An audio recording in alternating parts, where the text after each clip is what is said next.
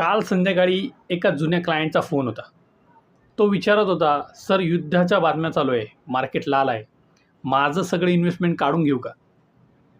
मी त्याला एकच प्रश्न विचारला, "तुला आठवतंय का 2020मध्ये काय झालं होतं?"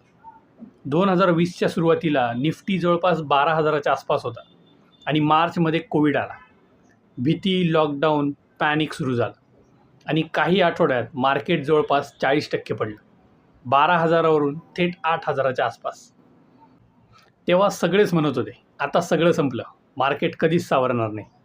पण आज जरा थांबून बघा, 2026मध्ये निफ्टीने 26,000चा हाय केला आणि सध्या जरी तो 24,000च्या आसपास असला तरी 8,000पासून पाहिलं तर 3 पट वाढ झाली. आणि तरीसुद्धा आज पण भीती तीच आहे, आज पण बातम्या निगेटिव्ह आहेत आणि आज पण लोक त्या 3च चुका करत आहेत. कुठल्या चुका? पहिली, घाबरून इक्विटीमधून पूर्णपणे बाहेर पडणे. पण एक गोष्ट लक्षात ठेवा, मार्केट भीतीवर नाही चालत. मार्केट शेवटी चालतं कंपन्यांच्या अर्निंग्स आणि ग्रोथवर. आणि जर कंपन्या कमाई करत असतील, वाढत असतील, तर मग शॉर्ट टर्म नॉईजबद्दल एवढी काळजी कशाला?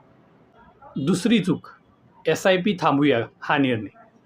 जेव्हा मार्केट स्वस्त असतो तेव्हाच इन्व्हेस्टमेंट बंद केलं जातं आणि खरं तर हाच तो काळ असतो जिथे SIP तुम्हाला जास्त युनिट्स देते आणि पुढे वेल्थ तयार होते. आणि तिसरी सगळ्यात महाग चूक, कॅशमध्ये बसून परफेक्ट टाईमची वाट बघणे. पण एक सत्य लक्षात ठेवा, परफेक्ट टाईम कधीच येत नाही, कारण कारणं नेहमीच असतात. युद्ध, मंदी, महागाई, राजकारण. म्हणून प्रश्न हा नाही की मार्केट कधी सुधरेल, खरा प्रश्न हा आहे की तुम्ही या काळात काय निर्णय घेता. बिअर मार्केट ही शिक्षा नाही, तर ही एक संधी आहे. फक्त समज हवी आणि योग्य म्युच्युअल फंड डिस्ट्रीब्युटरचं मार्गदर्शन. जर सध्या तुम्ही कन्फ्यूज असाल, भीती वाटत असेल, तर निर्णय एकट्याने घेऊ नका. योग्य सल्ला घ्या आणि तोही योग्य वेळेत. त्यासाठी तुम्ही माझ्याशी संपर्क करू शकता. मी आहे Anuj Murkute, MP register mutual fund distributor. मित्रांनो, शॉर्ट टर्म आवाज गोंधळ निर्माण करतो, लाँग टर्म ग्रोथ वेल्थ तयार करते. धन्यवाद.